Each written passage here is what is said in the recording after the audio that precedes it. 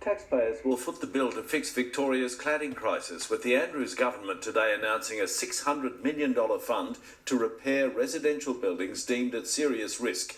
As state political reporter Andrew Lund explains, hundreds of homeowners were facing huge bills.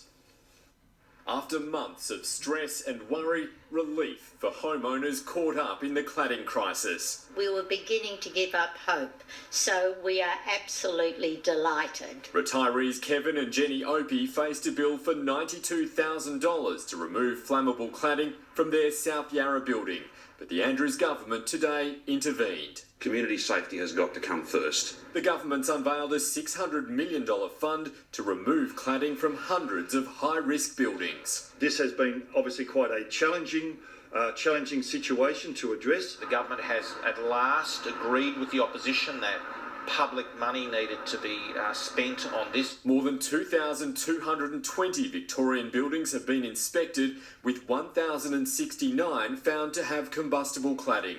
72 were found to pose an extreme risk to public safety, while another 409 are considered a high risk. We've been very concerned about the culture in the building industry, where safety has come second to cutting costs. After 2 serious fires, 35 recommendations have been made by the state's cladding task force. It's a complex task.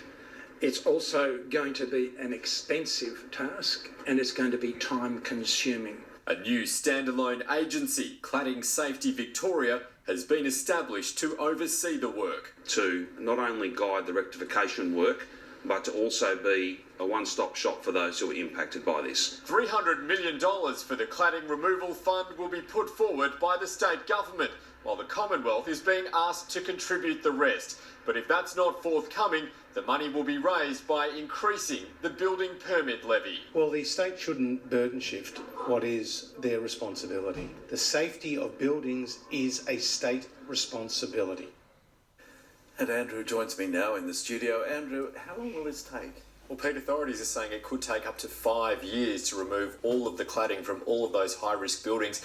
And the Premier's conceded it could end up costing more than $600 million, but he says the government will explore its legal and legislative options to try to claw back some of that money from builders and cladding suppliers. The state government wants the issue on the agenda when building ministers meet later this week, and also at COAG in August. But the Commonwealth isn't sounding too sympathetic. It argues that the state government collects the revenue from property taxes, and so the state government should pay to fix the property industry's mistakes. Given that sort of rhetoric, I think it's a fairly safe bet that the property building permit levy will be going up on January 1. Pete? We shall see. Thank you, Andrew Lund.